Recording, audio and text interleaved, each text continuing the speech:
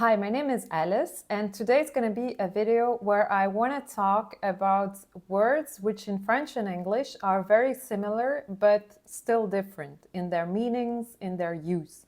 So you may have noticed, if you are a native English speaker or if you speak English fluently, that a lot of words are similar in English and French, and sometimes they even spell the exact same way, but then the usage and the meaning is slightly different. So usually, and that's how I explain it to myself, it comes from the same thing, like the origin is probably the exact same, but evolving, the languages started using these words in different contexts, and the meaning, even if it's usually the same larger meaning, the specific meaning is not exactly the same.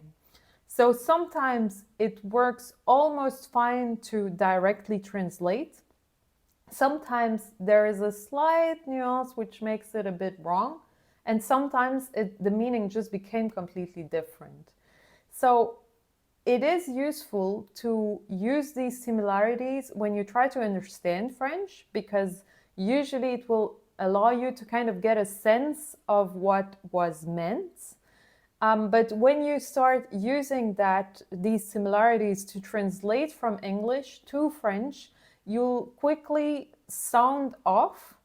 And if the counterpart understands English quite well, they will understand where you come from and what your intention is. But if you're talking to someone which only speaks French or does not understand English at all, it will sound off and sometimes it will be wrong. So I'm going to try cover a case where it's very similar to almost the same meaning to cases where it's just completely different. So what I wanted to start off with is the sentence in English, I appreciate your efforts. So in English, the idea behind that is sort of a way to say I'm thankful for the efforts you did. When you translate it to j'apprécie tes efforts or j'ai apprécié, I have appreciated your efforts, it is clear, like what you mean is kind of clear, especially having the context the other party will probably understand. But a French-speaking person would probably have said, merci pour tes efforts. Thank you for your efforts. That's probably what we would have said. Or, je suis reconnaissant de tes efforts. I am thankful, sort of. That's probably what we would have said in that context. Now, another situation is, for example, if someone says she's in agony, if you translate that to French, so elle est en agonie would just be wrong, like that's not the way we use it. But if we would say elle agonise, which is the verb, in English, what is meant is she is in pain, like she's in a lot of pain. Whereas in French, this sentence means she is dying. So again, it is similar. Like if you would be not understanding agoniser in French and you would read, you would probably be close to the meaning.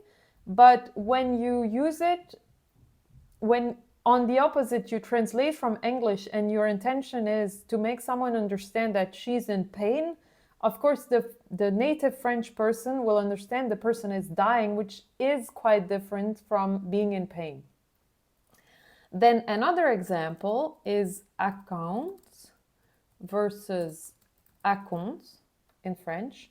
So account would be un compte bancaire, a bank account.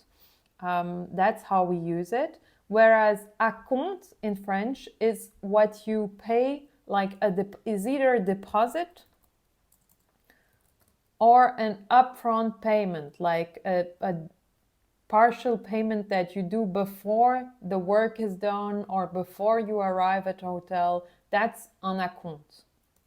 And it's a masculine word. Another one is actuel in French versus actual in English. So the actual cost in English means the real cost, like the effective cost, whereas le coût actuel in French means the present cost, like the current, the cost now, sort of. So the meaning is quite different. And then I want to make you notice something else. The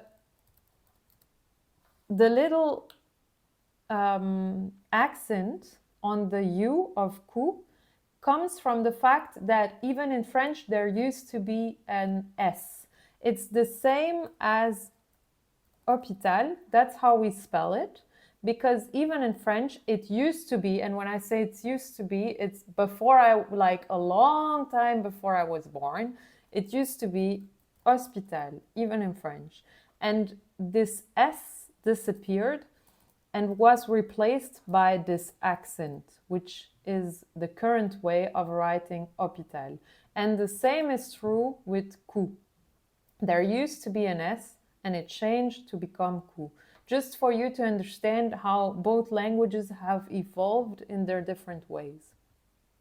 Then another word which is similar but different is éventuellement versus eventually. So if I'm talking about like what we'll do tomorrow, and at some point in my explanation I say, and eventually we'll go to the restaurant. If I would directly translate that from English to French, I would have et éventuellement on ira au restaurant.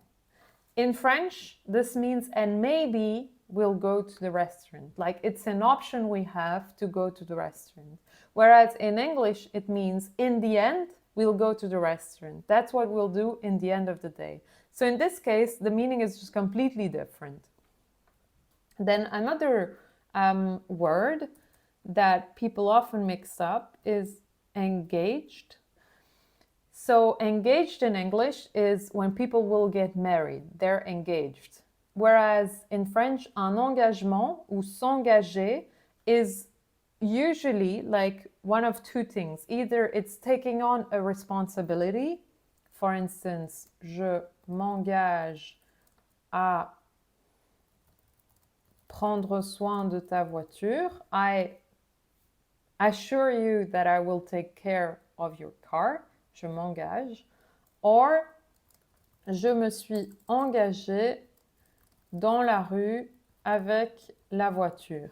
I drove into the street with the car. It's a verb which is very much used either when you talk about taking on responsibilities or when you talk about driving. S'engager dans une rue, s'engager dans une impasse, etc., etc. So we use it a lot to refer to an action you take while you drive.